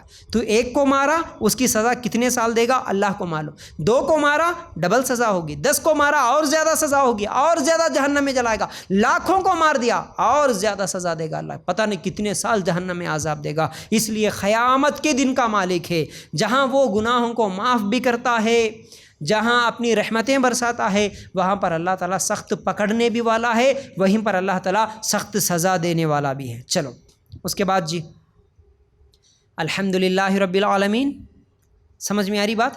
جیسے ہی ہم نماز پڑھیں گے سوچو، آپ آج ہی سے پریکٹس کرو، تمام تعریفیں، تمام شکر اس اللہ کے لیے ہے جو تمام جہانوں کا پالنے والا ہے۔ الحمدللہ رب العالمین الرحمن الرحیم، وہ اللہ کون ہے؟ جو بڑا مہربان ہے، نہایت رحم کرنے والا ہے۔ مالک یوم الدین، وہ اللہ کون ہے؟ جو قیامت کے دن کا مالک ہے۔ اور اصل میں یہ ایک دعا کا طریقہ بھی ہے، دعا کرنے سے پہلے تم اللہ تعالیٰ کی تعریف کرو، یہ اللہ تعالیٰ تعریف سکھا رہا، اللہ تعریف سکھا رہا۔ الحمدللہ رب العالمین، اللہ تمام تعریفیں تیرے لیے ہیں، تو تمام جہانوں کا پالنے والا ہے، تو بڑا مہربان ہے، تو رحم کرنے والا ہے، اللہ تو قیامت کے دن کا مالک ہے۔ تو دعا میں سب سے پہلے اللہ تعالیٰ کی تعریف اور اللہ تعالیٰ کی معرفت کس کو بولتے؟ تم کس سے مانگ رہے اس کے بارے میں معلوم بھی تو ہونا نا۔ تو اسی لیے یہ تمام چیزیں میں سمجھایا، اللہ کون کھلانے والا، اللہ کون پلانے والا، اللہ کون چلانے والا، اللہ کون پلاننگ کرنے والا، اللہ کون خالق ہے بنانے والا۔ تو تم جس سے مانگ رہے، جس سے باتیں کر رہے، جس کو مان رہے، وہ کون ہے اس کے بارے میں تمہارے کو معلوم تو بھی ہونا، اللہ کون ہے، اللہ کیسا ہے۔ تو یاد رکھو یہ ایک حصہ۔ اب اس کے بعد کیا بول رہے ہم اللہ تعالیٰ سے؟ مالک یوم الدین ایاک نعبد و ایاک نستعین۔ ترجمہ کیا ہے اس کا؟ ہم صرف تیری ہی عبادت کرتے ہیں اور صرف تجھ ہی سے مدد چاہتے ہیں۔ ہر نماز میں بول رہے اللہ ہم تیری ہی عبادت کرتے ہیں، کرتے رہیں گے، اور تجھ ہی سے مدد مانگتے ہیں، مانگتے رہیں گے۔ مدد کرنے والا صرف اللہ، عبادت کے لائق صرف اللہ۔ تیری ہی اور تیری بھی میں بہت فرق ہے۔ تیری ہی تو صرف اللہ کی ہے، تیری بھی بولے تو اللہ تیری بھی، اور تیرے ساتھ کسی اور کی بھی اور ہی میں بہت فرق ہو جاتا ہے۔ اس لیے اللہ تعالیٰ کیا بول رہا؟ تیری ہی، اللہ سر جھکے گا صرف تیرے ہی آگے، تیرے ہی، اب تیرے علاوہ کسی اور کے آگے سجدہ نہیں ہو سکتا۔ اللہ رکوع کرنا ہے صرف تیرے آگے رکوع کریں گے، تیرے علاوہ کسی اور کے آگے رکوع نہیں کریں گے۔ بھروسہ کرنا ہے اللہ صرف تجھ پر بھروسہ کریں گے، تیرے علاوہ کسی پہ بھروسہ نہیں کریں گے۔ اولاد دینا نہیں دینا اللہ تیرے اختیار میں، اس لیے تجھ پر بھروسہ۔ بیماری شفا کرنا نہیں کرنا تیری مرضی، تیری اختیار میں اللہ، اس لیے تجھ پر بھروسہ کریں گے۔ رزق دینا کتنا نہیں دینا تیری مرضی ہے، تیرے اختیار میں ہے، اس لیے اللہ بھروسہ تیرے اوپر کریں گے، بھروسہ بھی تیرے اوپر۔ جب بھروسہ تیرے اوپر ہوگا تو مانگیں گے کس کے ساتھ؟ تجھ ہی سے۔ تو اسی اللہ پر بھروسہ، پھر اسی اللہ سے مانگیں گے بھی۔ اب لوگ یہ بولتے کہ نہیں جی تجھ سے ہی مانگیں گے، کا مطلب کیا؟ دنیا میں تم کسی اور سے نہیں مانگتے کیا؟ کھانا کھانے کی ضرورت ہے امی سے نہیں مانگتے کیا؟ امی کھانا دو، نہیں بولتے کیا؟ کوئی چیز گر گئی کسی سے بولے کہ عجیب وہ تھوڑا لا کے دے دو، تو دنیا میں بھی مانگتے نا ایک دوسرے سے۔ دیکھو دنیا میں مانگنا یہ الگ چیز ہے، اور زندوں سے مانگنا اور مردوں سے مانگنا یہ الگ چیز ہے۔ امی زندہ ہے، امی سے بولیں گے امی کھانا دو، امی بولیں گے بچے سے بیٹا فلاں چیز وہاں ہے وہ ادھر لے کے آ کے دو۔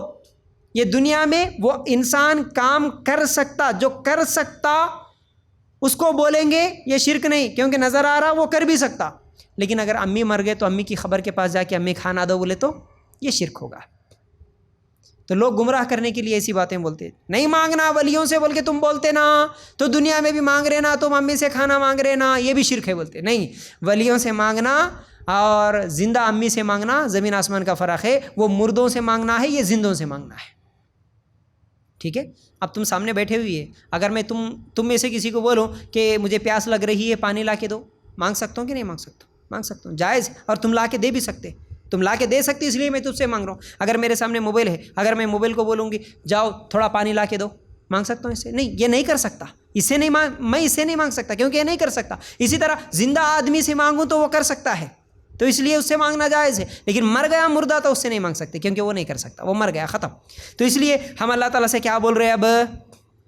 ایاک نعبد و ایاک نستعین، اے اللہ ہم تیری ہی عبادت کرتے ہیں اور تجھ ہی سے مدد مانگتے ہیں۔ تو اب مدد اللہ کے علاوہ کسی اور سے نہیں مانگی جا سکتی، عبادت اللہ کے علاوہ کسی اور کی نہیں کی جا سکتی، رکوع اللہ کے لیے، سجدہ اللہ کے لیے، طواف اللہ کے لیے، نظر اللہ کے لیے، نیاز اللہ کے لیے، بھروسہ اللہ کے اوپر، ہر قسم کی عبادت اللہ کے لیے، اللہ کے علاوہ کسی اور کی عبادت نہیں ہو سکتی۔ چلو اس کے بعد ہم کیا بول رہے ہیں؟ ہم اب اقرار کریں اللہ تیری ہی عبادت کرتے، پھر اس کے بعد ایک دعا مانگ رہے ہیں۔ کیا دعا مانگ رہے؟ اہدنا الصراط المستقیم، اے اللہ ہمیں سیدھا اور سچا راستہ دکھا، سیدھا راستہ دکھا اللہ، اہدنا الصراط المستقیم، اللہ ہمیں سیدھا راستہ دکھا۔ وہ کون سا سیدھا راستہ؟ جو ہمیں جنت میں لے جانے والا ہو، وہ سیدھا راستہ دکھا۔ دیکھو جی، ہم سیدھا راستہ جو جنت میں جانے والا ہے اس کے لیے اللہ تعالیٰ سے ہی مدد مانگ رہے۔ کیوں؟ کبھی یہ دھوکے میں نہیں رہنا ہم سیدھے راستے پہ ہیں جی، بس ہم جس جماعت میں ہیں، جس لوگوں کے ساتھ مل کے ہیں، بس وہی سیدھا راستہ ہے، باقی سب غلط ہے، نہیں سوچنا۔ سیدھے راستے کی تلاش کرتے رہنا، ڈھونڈتے رہنا، پھر اللہ تعالیٰ سے مدد بھی مانگتے رہنا، اللہ مجھے اس سیدھے راستے پہ مرتے دم تک قائم رکھ۔ کیوں؟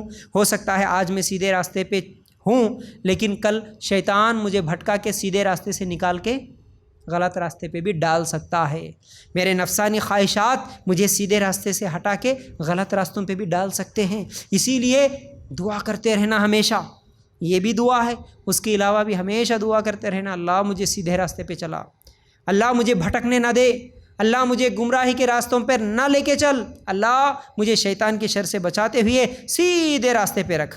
جیسا کہ شیطان جو ہمارا کھلا دشمن ہے نا، کھلا دشمن بھی اللہ تعالیٰ سے مانگا ایک دعا، تو اس میں کیا مانگا؟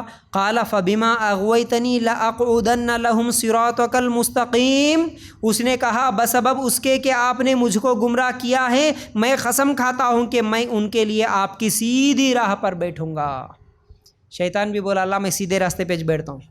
پھر اس کے بعد ثم لآتینہم من بین ایدیہم ومن خلفہم، میں ان کے آگے سے بھی، ان کے پیچھے سے بھی، ان کے سیدھے طرف سے بھی، ان کے بائیں طرف سے بھی، ہر طرف سے انسان کے اوپر حملہ کروں گا، اللہ اس کو بھٹکانے کی میں کوشش کروں گا۔ اس لیے ہمارے پیچھے شیطان ہمارا دشمن ہے، ہم سیدھے راستے پہ چلنے کی کوشش کر رہے، شیطان چاروں طرف سے آ رہا، آگے سے، پیچھے سے، دائیں طرف سے، بائیں طرف سے، ہمارے پیچھے دن رات محنت کر رہا، تو ہم کو بھی دشمن سے چوکنا رہنا چاہیے، ہوشیار رہنا چاہیے۔ ہم دنیا میں اگر ہمارا کوئی دشمن ہے تو ہم بچ کے رہتے ہیں نا، ارے وہ دشمن ہے جی، ارے ہمارا دشمن آ رہا جی۔ ہمارا دشمن کسی مجلس میں آیا تو ہم اس مجلس میں جانا پسند نہیں کرتے، اس کے سامنے بیٹھنا پسند نہیں کرتے، ڈرتے رہتے، سوچتے رہتے، بچنے کی کوشش کرتے۔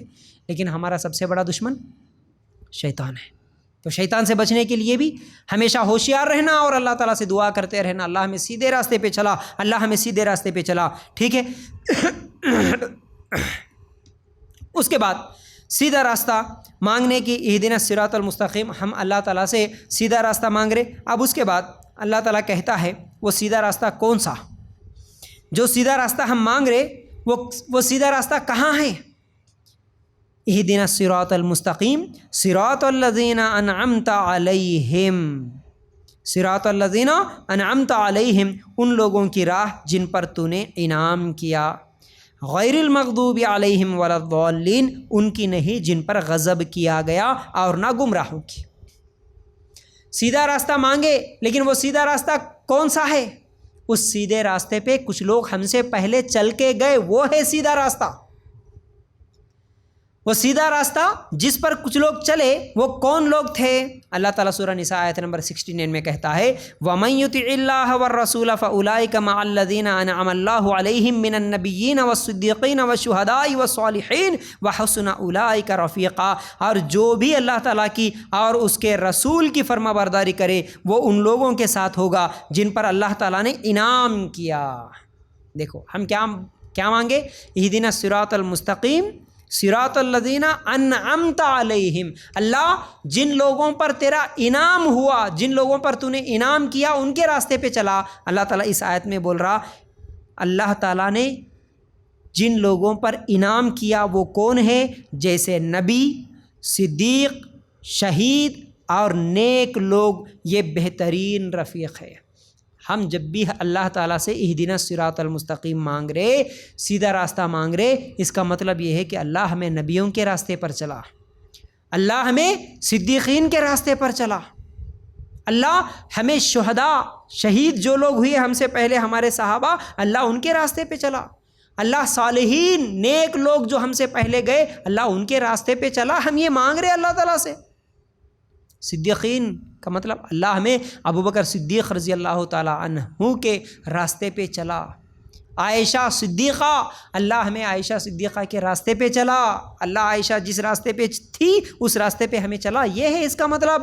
عورتیں یہ سوچنا جب بھی آپ صراط المستقیم مانگ رہے اللہ ہمیں سیدھا راستہ دکھا، ہمیں سیدھے راستے پہ چلا، اس کا مطلب اللہ جو ہم سے پہلے نبیاں چلے گئے اللہ ان نبیوں کے راستے پہ چلا، اللہ ہمیں ابوبکر، عمر، عثمان، علی رضی اللہ تعالیٰ عنہ، اسی طرح عائشہ صدیقہ رضی اللہ تعالیٰ عنہ جس راستے پہ تھی، جس منہج پہ تھی، جس طریقے پہ تھی، اللہ ان کے راستے پہ ہمیں چلا۔ یہ ہے اس کا مطلب، یہ دعا بھی کرنا اور اس کے لیے کوشش بھی کرنا۔ عائشہ رضی اللہ تعالیٰ عنہ کا منہج کیا تھا؟ کون سے راستے پہ تھی؟ کون سے طریقے پہ تھی؟ کیسا نماز پڑھتی تھی؟ کون سی عیدیں کرتی تھی؟ کون سے بارات کرتی تھی؟ کون سے رسم، کون سے رواج کرتی تھی؟ کون سے نہیں کرتی تھی؟ کون سے نفل پڑھتی تھی؟ کون سے راتوں کو جاگتی تھی؟ یہ تمام چیزیں جب تم مانگ رہے کہ اللہ مجھے صدیقین کے راستے پہ چلا، تو وہ صدیقین کون سے راستے پہ تھے، کون سا عمل کرتے تھے، کون سا عمل نہیں کرتے تھے، یہ سب چیزیں تحقیق کرو، دیکھو، پھر اس راستے پہ تم رہیں گے۔ ورنہ جو صحابہ ہمارے نہیں کرے، جو ہمارے انبیاء نہیں بتائے، جو ہم سے پہلے کے شہید، شہداء، صالح لوگ جو عمل نہیں کرے، وہ عمل اگر ہم لوگ نیکی سمجھ کے، ثواب سمجھ کے اگر کرتے رہیں گے تو پھر ہم گمراہ ہو جائیں گے، تو پھر ہم کیا ہوں گے؟ گمراہ ہوں گے۔ اسی لیے ہم اللہ تعالیٰ سے مانگ رہے کہ اللہ ہمیں سیدھے راستے پہ چلا۔ سیدھا راستہ مال والوں کا راستہ نہیں، سیدھا راستہ عہدے والوں کا راستہ نہیں، سیدھا راستہ پیسے والوں کا، کروڑ پتیوں کا نہیں۔ ہاں ہم دنیا میں دیکھتے نا کروڑ پتیوں کو، اللہ کیا کروڑ پتی ہے شاید۔ سیدھا راستہ بڑے بڑے پگڑیاں والوں کا نہیں، سیدھا راستہ جھبے والوں کا نہیں، کسی کی شکل، کسی کی صورت، کسی کی ڈیکوریشن، کسی کی جماعت کی تعداد دیکھ کے اللہ اتنے لوگ ہیں تو شاید وہی سیدھے راستے پہ ہوں گے، ان کے راستے پہ ہمیں چلا، نہیں۔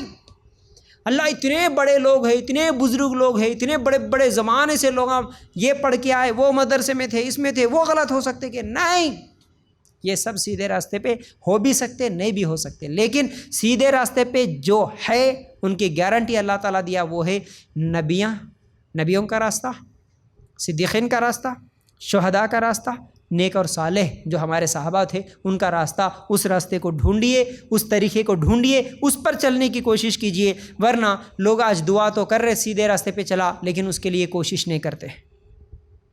سیدھے راستے پہ چلا، جب دعا کر رہے اس کے لیے کوشش بھی کرنا نا جی۔ دیکھو ہم اللہ تعالیٰ سے دعا کرتے ہیں، اللہ مجھے برکت دے، اللہ مجھے رزق دے، اللہ میرے مال میں برکت دے۔ صرف مال میں برکت کی دعا مانگ کے گھر میں بیٹھیں گے یا کوشش بھی کریں گے؟ کوشش کرنا پڑتا ہے۔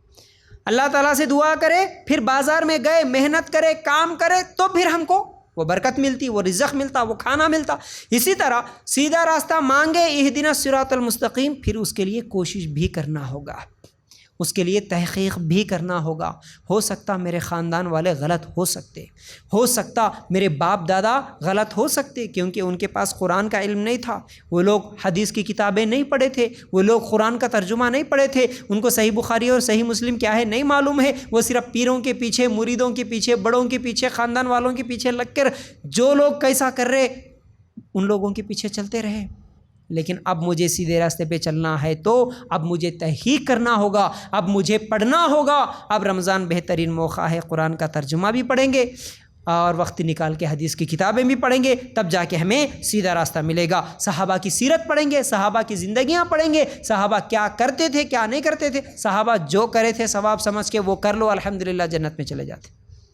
صحابہ جو عمل نہیں کرے ثواب سمجھ کے وہ عمل نہیں کرنا تو ہم جہنم سے بچ سکتے۔ ٹھیک ہے، اب آخر میں اللہ تعالیٰ سے ہم کیا بول رہے ہیں؟ صراط الذین انعمت علیہم، اللہ ان کے راستے پہ چلا جن پر تو نے انعام کیا، اور اب کیا بول رہے؟ اللہ ان پر نہیں، غیر المغضوب علیہم ولا الضالین، ان کی نہیں جن پر غضب کیا گیا اور نہ گمراہوں کی۔ کن پر چلنا وہ بھی مانگے، اللہ کن کے راستے پہ نہیں چلا وہ بھی مانگ رہے، کون؟ جن پر اللہ تیرا غضب ہوا ان کے راستے پہ مت چلا۔ اللہ غضب کس پر ہوا؟ جو ہدایت کے واضح ہو جانے کے بعد بھی ہدایت کو ترک کر دیے، قرآن کی بات آئی، حدیث کی بات آئی، سب کچھ سامنے آیا، اس کے باوجود بھی اس کو چھوڑ دیے۔ یہ ہے اصل میں گمراہ لوگ، یہ ہے اصل میں جن کے اوپر غضب ہوا۔ کس وجہ سے؟ نفس کی شرارتوں کی وجہ سے، حسد کی وجہ سے، تکبر کی وجہ سے۔ ہاں ہمیں صحیح، ہم غلط ہو سکتے کیا؟ ہمارے بڑے غلط ہو سکتے کیا؟ تکبر، حسد، تمہاری بات ماننا کیا جی؟ نفس کی شرارت، میرا نفس میری مرضی، جو بولیں گے وہ کریں گے۔ اصل میں یہ یہودی ہے جن پر غضب ہوا اللہ تعالیٰ کا، یہودیوں پر اللہ تعالیٰ کا غضب ہوا، کیونکہ یہودیوں کے پاس ابتدا میں بھی 2 نبی آئے اور اسی طرح اختتام پر بھی 2 نبی آئے۔ ابتدا میں 2 نبی کون؟ موسیٰ علیہ السلام اور ہارون علیہ السلام، 2 نبیوں کو اللہ تعالیٰ بھیجا یہودیوں کے پاس۔ شروعات 2 نبیوں کے ساتھ اور اختتام بھی 2 نبیوں کے ساتھ، کون سے؟ یحییٰ علیہ السلام اور عیسیٰ علیہ السلام۔ تو موسیٰ علیہ السلام اور ہارون علیہ السلام سے لے کر عیسیٰ علیہ السلام اور یحییٰ علیہ السلام کے درمیان کئی انبیاء آئے ان کے پاس، یہودیوں کے پاس کئی نبی آئے، لیکن وہ لوگ نفس کی شرارتوں اور حسد اور تکبر کی وجہ سے نبیوں کی بات نہیں مانے، بلکہ نبیوں کو تکلیفیں دیے، نبیوں کو قتل کر دیے۔ تو اللہ تعالیٰ کا غضب یہودیوں پر ہوا، غیر المغضوب، اللہ کا غضب یہودیوں پر۔ ولا الضالین، ضال کون ہیں؟ جن پر اللہ تعالیٰ جن کو گمراہ کر دیا، جو گمراہ ہو گئے، وہ ہے عیسائی۔ عیسائی کیا ہے؟ اچھے جذبے کے ساتھ غلو کرنے والے، اچھا جذبہ ہے۔ عیسیٰ علیہ السلام اللہ کے بیٹے ہیں، لیکن انہوں کیا؟ عیسیٰ علیہ السلام کو اللہ کا بیٹا بنا لیا، حالانکہ عیسیٰ علیہ السلام اللہ کے نبی ہیں۔ اچھا جذبہ تھا لیکن کیا کرے؟ غلو کر لیے تعریف میں، ارے یہ اللہ کے نبی نہیں، اللہ کے بیٹے ہیں بول دیا، تو یہ بھی گمراہ ہو گئے۔ تو علم نہیں ہے لیکن عمل پہ عمل کرتے چلے جا رہے، عمل پہ عمل کرتے چلے جا رہے، تو یہ عیسائی ہے۔ تو یاد رکھو اللہ تعالیٰ واضح کر دیا اس آیت میں کہ اللہ ان لوگوں کے راستے پر مت چلا۔ کون؟ جو یہودی ہے ان کے راستے پہ مت چلا، اور جو عیسائی ہے ان کے راستے پر بھی اللہ ہمیں مت چلا، ہمیں سیدھے راستے پہ چلا۔ کن کے راستے پہ؟ جو نبیوں کا راستہ ہے، صدیقین کا راستہ ہے، شہیدوں کا راستہ ہے۔ ایک آخری بات یاد آئی تو بول کے اپنی بات کو یہیں پر ختم کریں گے۔ دیکھیے ہم اللہ تعالیٰ سے تو مانگ رہے ہیں کیا؟ اللہ ہمیں عیسائیوں کے راستے پہ، یہودیوں کے راستے پہ مت چلا، لیکن ہماری خواہش یہ ہے کہ ہم انہی کے راستے پر چلیں، ہمارا دل کرتا ہے کہ ہم انہی کے راستے پہ چلیں۔ شادیاں ان کے طریقے پر، طور طریقے ان کے طریقے پر، بات کرنے کا طریقہ ان کا، برتھ ڈے منانا، اینیورسری منانا، گانے لگانا، ڈی جے لگانا، ڈانس کرنا، چھوٹے کپڑے پہننا، پتلے کپڑے پہننا، فیشن پرستی کرنا، ناچنا گانا، زنا کرنا، شراب پینا، کپڑوں کے، بالوں کے، گھروں کے طور طریقے، ادب، اخلاق سب انہی کے پسند آتے ہیں۔ وہ لوگ جو مارکیٹ میں لے کے آئیں گے وہ طریقہ ہم کو پسند آ جاتا ہے۔ دل میں پورا یہودیوں اور عیسائیوں کے طریقے پسند ہے، اور زبان سے مانگ رہے اللہ ہمیں یہودیوں کے، عیسائیوں کے طریقے پہ مت چلا۔ زندگی میں پورے یہودیوں کے اور عیسائیوں کے طریقے، ان کے ہی رسم و رواج، اور زبان پہ ہے کہ اللہ ہمیں ان کے طریقے پہ مت چلا۔ اور مانگ رہے ہم اللہ ہمیں صحابہ کے طریقے پہ چلا، نبیوں کے طریقے پہ چلا، لیکن شادی کرنا ہے بیٹے کی بیٹی کی، نبی کا طریقہ پسند نہیں آتا، صحابہ کا طریقہ پسند نہیں آتا۔ بیٹی کی شادی کرنا ہے، رسم و رواج کافروں کے طریقے تو پسند آ جاتے ہیں، لیکن وہ رسم و رواج ہمارے صحابہ کے طریقے نہیں ہیں۔ جہیز لینا دینا صحابہ کا طریقہ نہیں ہے، فیشن پرستی کرنا، بے پردگی کے ساتھ گھومنا، ناچنا گانا، یہ صحابہ کا طریقہ نہیں ہے۔ تو ہمیں صحابہ کا طریقہ تو پسند نہیں آتا، شادیوں میں پھر فنکشنوں میں صحابہ کا طریقہ تو پسند نہیں آتا، لیکن ہر نماز میں مانگ رہے اللہ ہمیں صحابہ کے طریقے پہ چلا۔ تو یہ دوغلا پن ہے، یہ منافقانہ رویہ ہے، تو یہ منافقت ہے۔ تمہارے دل میں کافروں کی محبت اور زبان سے کافروں سے نفرت، تمہارے زندگی میں، تمہارے اعمال میں، تمہارے گھروں کے فنکشنوں میں پورے کافروں کے طریقے، اور زبان پہ بولیں گے اللہ ہمیں صحابہ کے طریقے پہ چلا۔ حالانکہ اگر ہم جیسا کوئی مولوی صحابہ کا یہ طریقہ تھا جی شادی کرنے کا، صحابہ کا یہ طریقہ تھا جی کسی ولیمہ کرنے کا، تو پھر ہمیں تکلیف ہوتی ہے، تو پھر ہم کیسے مسلمان ہیں؟ ہم کیسے مسلمان؟ اندر سے پورے کے پورے یہودی اور عیسائیوں کے طریقوں سے محبت کا مطلب اندر سے پورے یہودی بن چکے ہم لوگ، اندر سے پورے عیسائی بن چکے، صرف زبانوں پہ رسمی طور پر ہم دکھاوے کے مسلمان رہ گئے، تو پھر اللہ کی رحمت کیسے آئے گی؟ تو یہ ہے سورہ فاتحہ کا مطلب، اس کا ترجمہ مختصر انداز میں آپ لوگوں کے سامنے رکھ دیا۔ تو امید کرتا ہوں باتیں تو سمجھ میں آ گئی ہوں گی۔ ایک مرتبہ سوچ لینا جب بھی آپ نماز پڑھیں گے، الحمدللہ رب العالمین، تمام تعریفیں، تمام شکر اس اللہ کے لیے ہے جو تمام جہانوں کا پالنے والا رب ہے، الرحمن الرحیم۔ وہ رب کیسا ہے؟ بڑا مہربان ہے، نہایت رحم کرنے والا ہے۔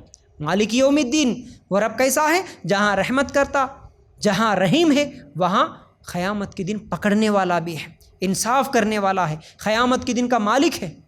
پھر اس کے بعد ایاک نعبد و ایاک نستعین، اللہ کی تعریف کرے، پھر اللہ تعالیٰ کے سامنے ہم بول رہے، ہم اقرار کر رہے، اللہ ہم تیری ہی عبادت کرتے، اللہ تجھی سے مدد مانگتے، اللہ تو آپ کیا مانگنا ہے؟ کیا مانگ رہے؟ اللہ اہدنا الصراط المستقیم، اللہ ہمیں سیدھے راستے پہ چلا۔ جتنی دعائیں ہیں ان تمام دعاؤں میں سب سے اہم دعا سیدھا راستہ ہے۔ اگر سیدھا راستہ ہی نہیں ملا، باقی سب کچھ مل گیا، مال دولت، گاڑیاں، بنگلے، بچے، سب کچھ مل گئے، لیکن سیدھا راستہ ہی نہیں ملا تو اللہ سب بیکار ہے۔ اس لیے سب سے اہم دعا اللہ سیدھے راستے پہ چلا، اہدنا الصراط المستقیم صراط الذین انعمت علیہم۔ سیدھا راستہ کون سا سیدھا راستہ؟ جو راستہ جس پر ہم سے پہلے کچھ لوگ چلے تھے، جن پر انعام ہوا تھا۔ کون انعام والے؟ انبیاء، صحابہ، شہید، صدیقین، اللہ ان کے راستے پہ چلا۔